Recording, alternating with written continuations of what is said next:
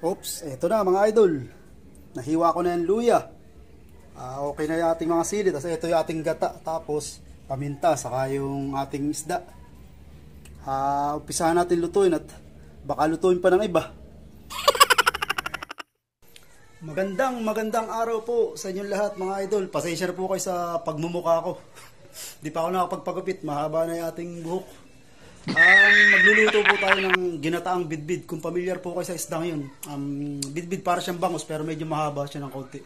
Malaki po yung bidbid na nandito kaya gagataan natin.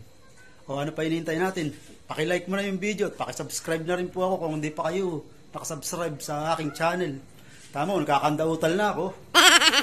Okay mga idol, lutuin na natin at nang makakain na tayong lahat at napakasarap po ng ginataang bidbid. Nanunuot sa kalamnan yung mga sangkap, mga gata sa ano. O game, mga idol, game.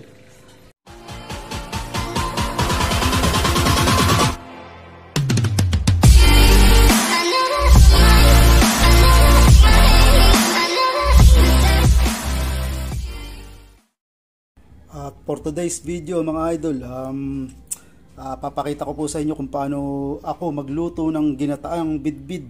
Kung familiar kayo sa isdang ito, bidbid. Para siyang bangus kaso medyo mahaba siya, saka basta iba siya sa bangus, malaki yung bibig niya. Saka yung bangus medyo malapad. Ito na po yung ingredients natin. Ito yung niyog, kinayod ko na. Ito yung gagawin nating gata. Mas masarap kasi yan kaysa yung binibili sa tindahan. Tapos itong ating napakalaking bidbid. Tapos mga idol yan, paminta. Siling pula at siling green na panigang. At meron po tayong suka. O sige na mga idol, umpisahan natin. First of all, gagataan ko muna po ito. Nag-init na po ako ng tubig. Oops, eto na mga idol. Nahiwa ko na yung luya. Okay na yung ating mga sili. Tapos ito yung ating gata. Tapos paminta, saka yung ating isda. Umpisahan natin lutuin at baka lutuin pa ng iba.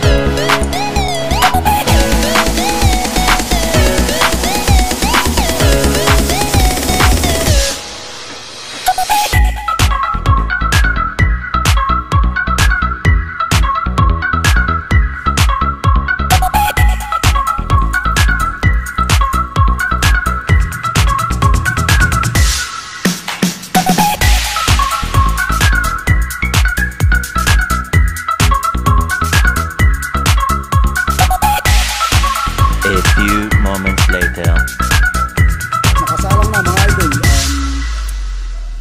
Nailagay ko na yung ating gata. Ayan, nahintayin lang natin kumulo at maluto. Medyo mababawasan pa yung sabaw niyan. Mamaya pagka kumuhan. Hintayin natin mga 10 years. Joke. Mga 5 minutes kukulo na siguro yan mga idol.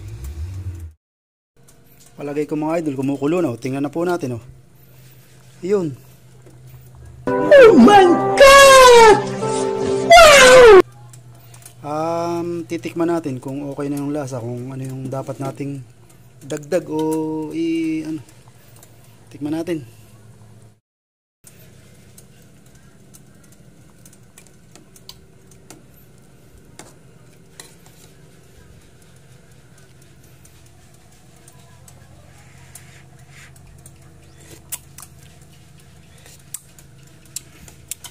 Lasang ginataan.